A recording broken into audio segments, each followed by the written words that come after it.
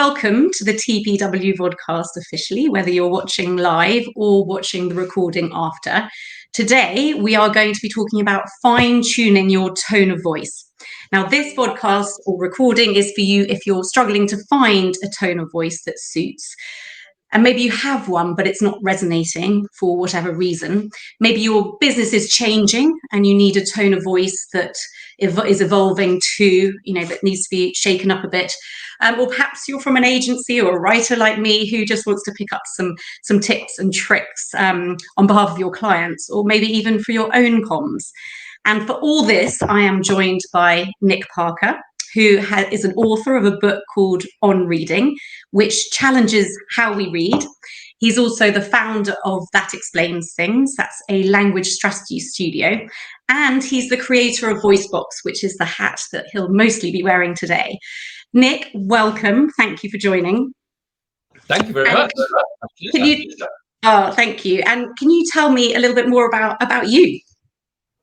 I should have prepared something to say, shouldn't I? So I'm a writer. I've always been a writer.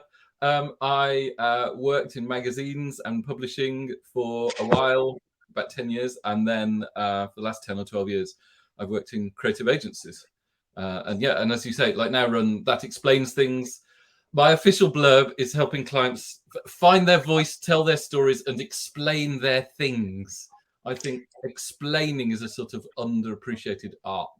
That if you sort of focus on it, lots of good and interesting things happen. And then obviously, of course, lots of stuff around tone of voice.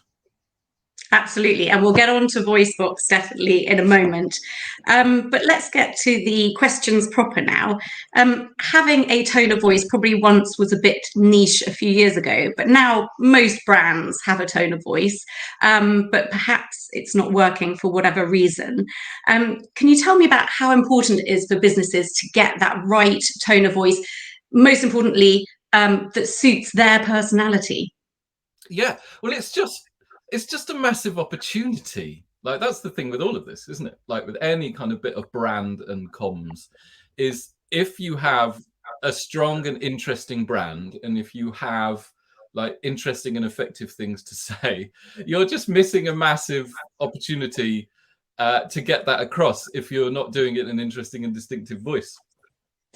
And I do think there's like, you're right, sort of 10, even 5 years ago, like the idea of tone of voice was still a little bit of a sort of niche thing, or, cool and interesting brands had it, but most brands were still like, persuade me why it's a good idea. Now it's just everybody sort of gets the idea. And I do think there is a bit of a pressure to go, oh no, we must have this thing called a tone of voice and it must be wild and wacky. It's like, no, just like whatever's good and interesting about your brand, use your voice to amplify it. If you don't want to do it, fine, but you're missing a trick. Absolutely. And talking about missing a trick, what do you think is worst, bland and boring and beige tone of voice, or the wrong tone of voice, as I said in the last question, one that doesn't quite suit you? I think that's a trick question. Like they're both sort of bad in different ways. There's like, if you are just being the same as everyone else, or you're being so bland, everyone just sort of skates over what you're reading. That is a terrible opportunity missed, because people just get the wrong impression of you. If you're trying too hard to be something that you're not, like somehow I think we sort of judge that more harshly, don't we? Like, oh no, like it's like, dad dancing at a disco, or like, oh, they think they're cool and hipster and they're not. So they're both in different ways. I like that a lot. Let's get to Voicebox, because I think that's going to really help people. I think businesses might consider, in your words, discovering your tone of voice as a bit of a dark art, but actually you have created a wonderfully, in your words as well, radically simple approach, I think is how you describe it, to discovering your brand's tone of voice, and that is Voicebox. Can you tell me a little bit about how that works?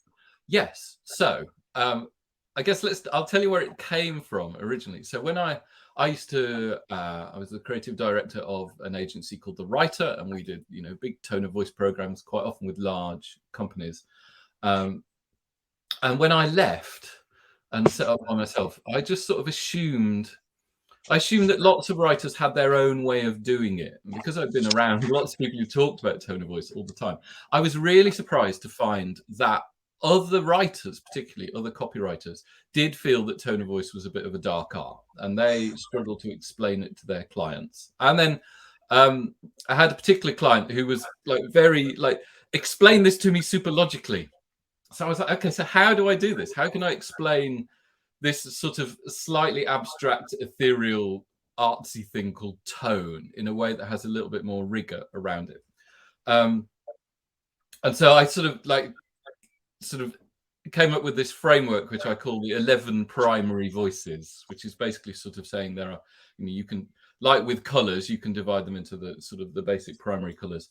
You can divide the world of voice into 11 distinct voices. Like I should stress, there aren't really 11 voices. It's just helpful to think that, to see the world like this. It's like doing your Myers-Briggs personality test. It's a helpful way of sort of seeing how the world breaks up. And so I started with that. And then, so Voicebox is a sort of product that you can buy and a method that you can use to start to basically look and distill those 11 voices and work out which of them are really right for your brand. A blend of, they're things like the simplifier, the energizer, the fire starter, the straight talker. Which of these voices feel right for us, and how do we blend them together in a sort of recipe that works? And the sort of main spirit of it is it just makes it more like it's a helpful way of seeing what's out there. Like one of the challenges, I think, is if you're a writer and you're really good with voice, you instinctively get it, but it's hard to explain it to other people. So a lot of people that buy Voicebox are, other copywriters or agencies who want a model and a framework they can use. Or if you're looking for a tone of voice, I tended to find that people would sort of default to, well, there's either formal or there's chatty. Like these were the two available options. And so go, no, there's lots more nuance than that. It could be these. And also there's something very comforting, reassuring, I find for my clients about knowing which ones they are definitely not.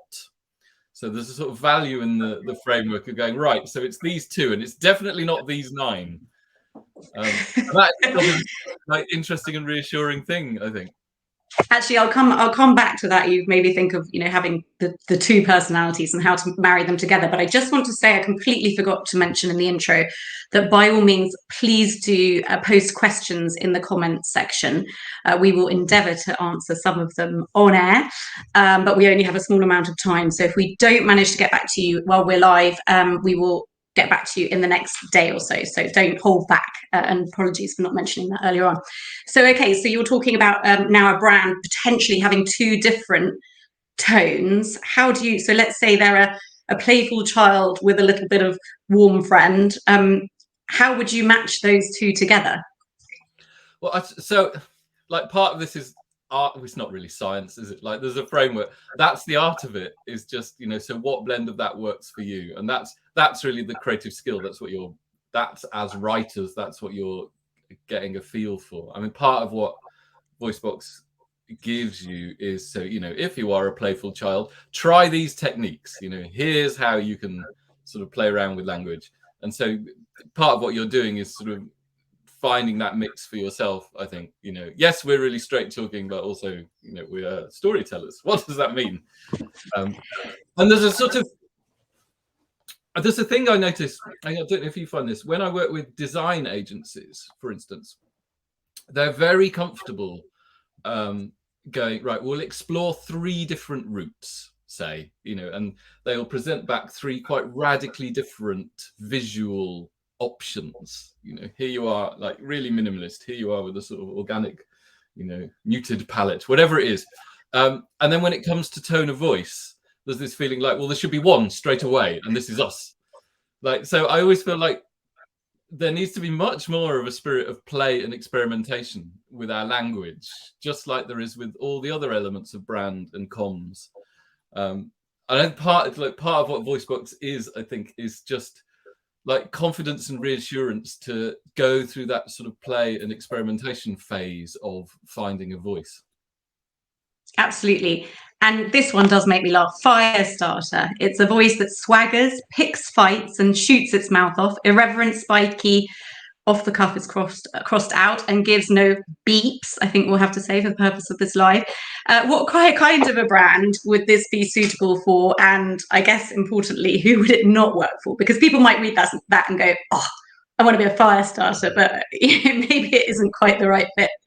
So like there's definitely a thing I think of in workshops, lots of brands start out wanting to be the fire starter. Like, you know, it's the brewdog voice, like deliberately annoying and spiky. And that's part of the point of it, is they want to make people a little bit uncomfortable and put off the people they don't want in their tribe as much as attract the people they do, which is, you know, sort of part of the point of a brand, isn't it?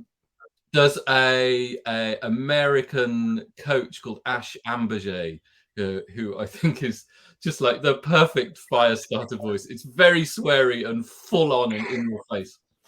So I mean, it's like, you know, what do you want to do with your brand? You know, how do you relate to your customers? If your customers enjoy that sort of confrontation, absolutely. I don't think there are many full-on fire starter brands in the world. I was going to say, this sort of brings me on to my next question, which is, you know, a lot of certainly TPW's clients are in the B2B space. A lot of them, you know, take, for example, metal component manufacturers. Yep. So they would probably say to me, we are, you know, they would say things like, we're very boring. What we do is you know, great. We've got a lucrative business, but there's nothing exciting about our brand. We're very steady, very stable. So we don't really have exciting things to say, and we don't necessarily want to package them up with an exciting tone of voice either.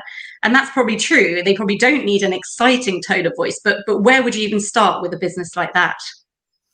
So, well, that's a really good question. It's got to feel true, hasn't it? Like, it's got to, like, it's the Dolly Parton theory of branding. Like, she says, find out who you are, then do it on purpose. And I do think it's that. And I sort of feel, well, partly if your clients have come to you, you know, they're already up for something. They want to get noticed and they want to stand out. And this is just another way you can do that. I mean, I'd like a great challenge. So I write this newsletter, Tone Knob, and every issue is I find a different brand who's doing something interesting with their voice and just talk about why it's interesting. And literally the very first one I wrote was about a scientific instruments manufacturer called Unchained Labs. So this is, you know, one of the most like super technical, super sciencey, super safe industries where everyone else is talking, you know, the sort of default voice in the scientific instruments world is the science report, because it's full of engineers and scientists who, you know, have been schooled in this incredibly sort of rational, dispassionate way of writing. And then Unchained Labs sort of burst onto the scene, essentially sounding like surfer dudes.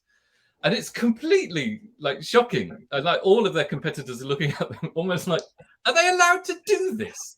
And it's extraordinary. It's full of personality. It's really sort of exciting and vibrant. And on the one hand, you look at it and you think, well, that doesn't sound very much like a scientific instruments company. And they're talking, you know, cranking up your experiments and, you know, all of this, like the language is really full on and energetic. And yet, you know, they get noticed. And they get talked about and their stuff gets shared around and, you know, people buy their stuff and scientists want to go and work for them. But it does that takes a lot of courage. So just to go back to your question, if your clients are saying, we think we want to be steady, we don't think we want to stand out, you have to respect that. But at the same time, like, don't just assume that because your industry has been very steady, that people won't respond incredibly positively to doing something different. But yeah, I'd never force a client. Like, I wouldn't have been trying to get Unchained Labs to do something like that had they not been totally up for it. Like, it's obviously come from something true within them. They're not one of my clients.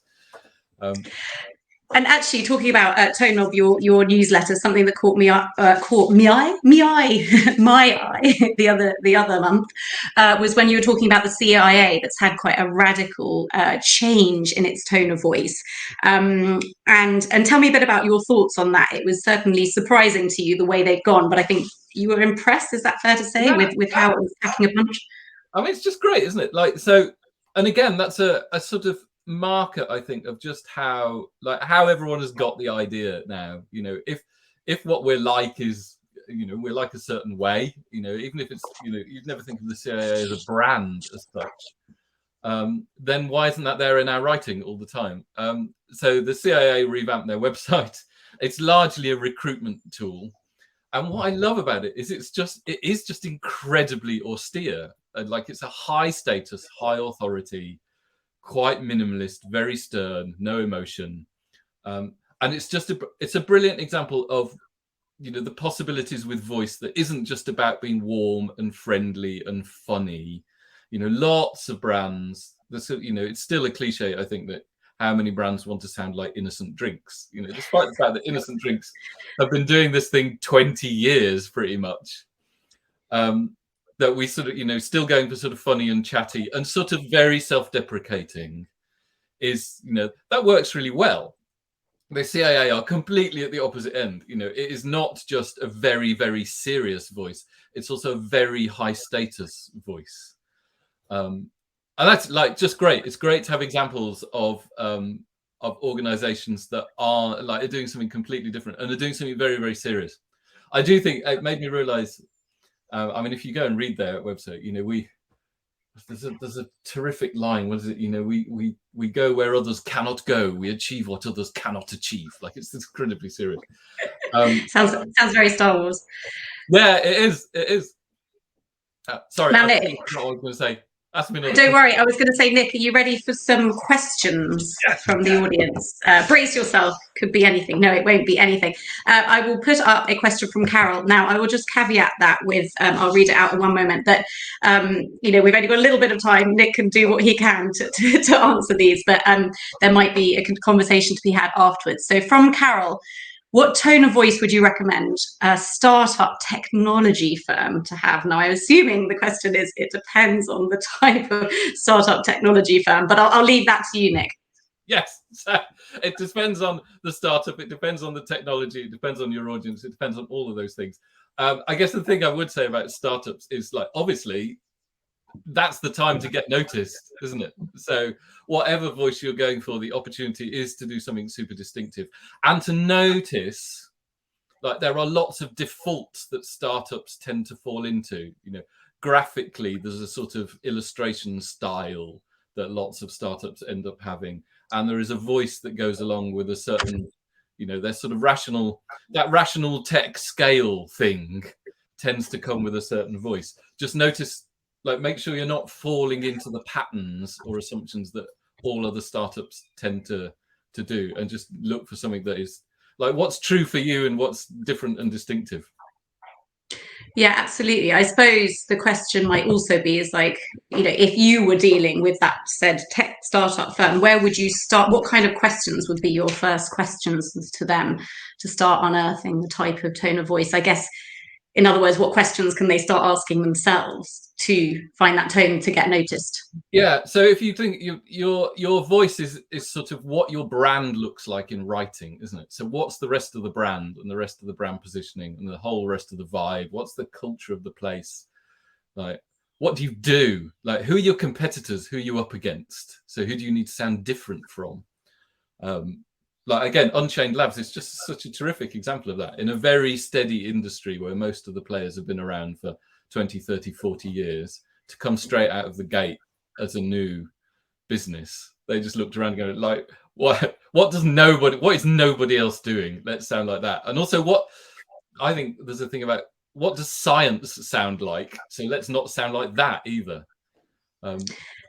Absolutely. And I've seen a very interesting question, but just as a sort of preamble to that question, I'd like to ask you about, I think often people think that tone of voice is really useful for, you know, website copy, for blogs and content marketing purposes, but then actually, to be really effective, it needs to sort of echo throughout your comms and your content, even down to micro copy, packaging copy, T's and C's. Has to be holistic, doesn't it? But that might feel quite overwhelming. So what's your advice to businesses on that? Yeah, it is overwhelming. Like, I guess the basic advice is like so don't get overwhelmed by it. It is slightly like painting the fourth bridge, isn't it? Like, because that stuff, you know, yes, here's the bit that's owned by marketing. Now here's the bit that's owned by internal comms. Here's the bit that legal own. Like, it is a big job, but I would start with that customer journey. Like, that's like, which bits are really important to your customers. And often, so obviously the bits that we think are important to the customers are the bits where we're selling at them. The bits that the customers are really interested in are, you know, what makes this easy the rest of the time. So once I've bought your stuff, you know, I want to check my contract, or, you know, and now I'm going on the portal, how easy is it to use? Like, start with the words that are most relevant to the customers, which are often not the words that we think are most brand affecting. And then sort of from that. Yeah, and actually on a similar note, I suppose it's not just sort of a holistic approach across all of your content comms, it also has to be a holistic approach within your team and everyone who is doing those comms, whether it's even, you know, things like emails, you know. So on that note, Felicity has a question about that. What are your top tips for getting buy-in from senior leaders on the tone of voice you're recommending? That is a good question. Hello, Felicity. Where shall I start? So there's different sorts of buy-in, isn't there? Like, I feel like there is like the emotional getting it bit. There's a lovely little game I like to play. Like, if I'm talking to the senior, you know, to the board or whatever, like, very first, one of the things I like to do is take some words from their brand and some words from their competitors, strip out all of the visual cues and just put the words next to each other on the screen, and ask them to spot their brand, like, which is the company you work for. Surprisingly often they can't, if they're in a, you know, a field where everyone sounds the same, and that sort of does a lot of the work. Like, if you can't spot the brand you work for, that you are a senior leader of, there's, you know, normally an oh shit moment of, well, you know, there both is the risk, we sound the same as everyone else, and there is the opportunity. And then at the other end, once you have decided on a voice, partly it's just making people feel comfortable that you have been through a process. You know, that's part of what is useful about Voicebox. So here's a little story.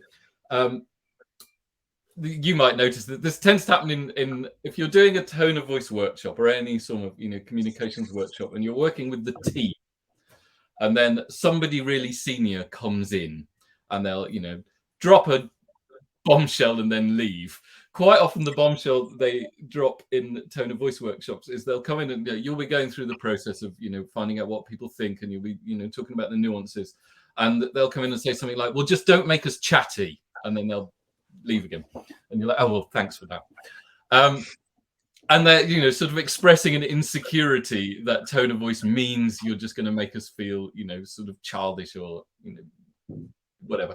I was doing a workshop not that long ago, and I had the sort of 11 primary voices on the wall, and the CEO came in, which was sort of unexpected, and all the team like, oh blimey, and he just walked up and down the wall, read the voices, scribbled a little note to me, which I can't now remember which was the thing. Like, it was like, you know, simplify a storyteller, whatever. Like, he'd spotted the 2 voices that worked for him, gave me this note, and he walked out. And I just thought that was really fascinating, that there was sort of the 11 voices had given him a way to articulate his instinct, and then he was off.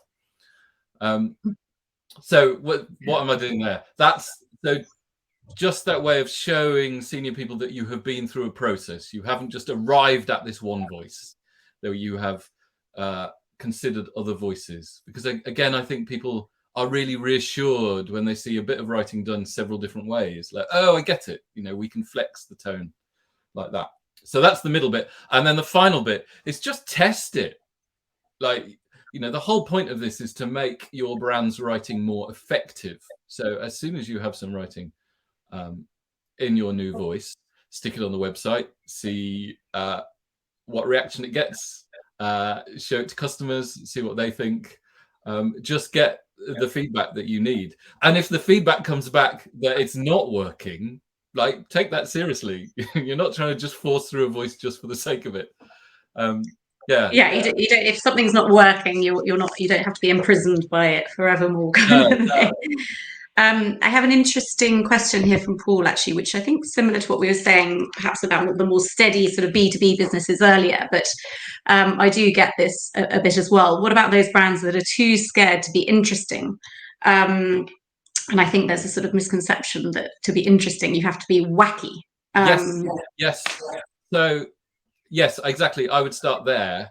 There are many more ways of being interesting than being a clown. That idea of, again, the sort of innocent problem. And what's terrific these days is there are just loads of brands who are being interesting with their language in different ways. So, the CIA is now super interesting. So just finding examples of other brands who are doing interesting things in sort of possibly from other categories, but in similar ways. And just, making the case for, boring. They should be scared of being boring. And again, there's just getting people to recognize their reactions as readers. I think there is a fascinating thing about writing, that we know perfectly well what engages us and what interests us when we read it, and what bores us when we read it. You go to a website and your eyes skate over it, and you ask people, what was that like? And they're like, I didn't even finish it. It was too dull. But somehow we don't regard that as much of a problem. So again, one of the things I do in workshops is to show people examples of their own brand's writing, force them to read it out loud. That's mean. and if they suddenly get this feeling of, oh my God, this is extremely tedious, I can't even get a paragraph of my own brand's writing, you'll feel that in a different way. That's just a massive problem. If it's boring and nobody reads it, you might as well have not bothered writing it in the first place. I think it's hard though, isn't it, when you're in the thick of it? It's hard to, excuse the puns, to see the wood for the trees, because you're living it, breathing it, sleeping it every day, and I think it can be hard. And I do think when you start having conversations about brands, even the ostensibly dull ones, they're anything but, they might be metal component manufacturers, but those pieces of metal might be used in space to observe the Earth, for example, giving a real life anonymous case study. But so I think it's I think there is a sort of, again, when you're so deeply involved in the minutiae of the business, you can feel a bit sort of like there isn't anything interesting to say, and there are always sort of interesting things to say and interesting ways and tones to package it up. And I guess, so to Paul's question, you're exactly right. So if there is this like sort of instinctive reaction against tone, of like just taking it back to actually, but what is it we're talking about? Because obviously it is a slightly artificial distinction, isn't it, between tone and content? Like the two are always inextricably linked. And as you say, like people just sort of forget, if you make interesting metal alloys that are, that bit's in the space rover and this bit is in, these bridges, and this bit is used for, is now part of a sustainable process. Like some brands are just not used to talking about what they do like anyone would care. Absolutely. We are really running out of time. I'm going to ask you one more quick question, then we'll have to wrap it up. But I guess something that I've come across, maybe less so with you because you work specifically on tone of voice a lot of the time, but is that people are, because tone of voice can be seen as quite a challenge and an overwhelming process, as we said, to try and discover that right tone of voice. They just want the content written, whether it's a blog or website or whatever, and they want to hurry that process along, but sort of missing out the tone of voice equation, I think, is a mistake. Do you find this, and what do you say to people who want to hurry along the content and skim the tone of voice sort of investigation side of it? As you say, so I'm lucky in that people come to me because they want to spend time on that bit of the process. I think, again, like it's a case of showing people what the opportunity is. So yes, so we've agreed, like here's some content, but do we want to talk about it in this way or this way or this way, and showing people what the range of options are, so they notice how powerful that can be. Writing is one of those things that we're not particularly articulate about. Again, going back to why does Voicebox exist? So just giving people things they can point at and go, oh yeah, no, it would be interesting if we sounded like that. maybe we should think about it more. Yeah, so just sort of setting aside some time in the process and giving people things they can really tangibly discuss, rather than just talking about tone in the abstract, because I can appreciate that must feel like, you know, I don't want another strategy meeting. Can't we just get to the heart of it? Another call at 6 p.m. Yeah. Nick, thank you so much. I know that there's going to be a lot of people getting onto Google after this and looking up, you know, warm friend and playful child and seeing what they come up with. Thank you so much for your time. It's been brilliant to have you on, you know, tone of voice guru. So thank you so much. You know, for all the questions that are unanswered, apologies. Half an hour is hardly any time at all, but we will get back to you with answers to those. Have a great day, everyone, and get in touch with about any of the stuff that we've been chatting about. And thanks for tuning in, and thanks again to Nick. If there are any questions, like ping them over. I'm really happy to answer them. So my shameless plug: I am nickparker.co.uk for Voicebox and all the other bits and bobs, and then Tone Knob is on Substack, which is the newsletter about tone of voice for people who want to sign up to that. Thanks very much for having me. It's been fun. Not at all. Thanks a lot, Nick, and have a good day to everybody else.